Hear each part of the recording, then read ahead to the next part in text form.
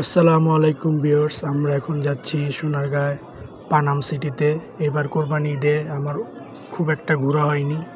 সোনারগাঁ পানাম সিটিতে আমার যাওয়া হয়েছে, আর আমার গ্রুপও যায়নি, ছোট ছোট সবাই কেউই যায়নি, আমি একাই গিয়েছিলাম, আর ফ্যামিলি কয়েকজন গেছিল।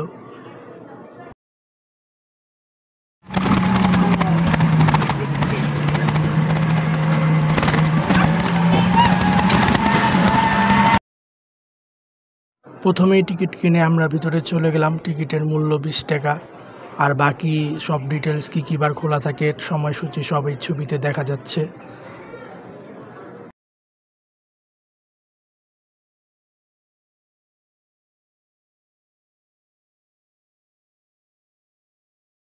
পানাম সিটিতে আছি আমরা।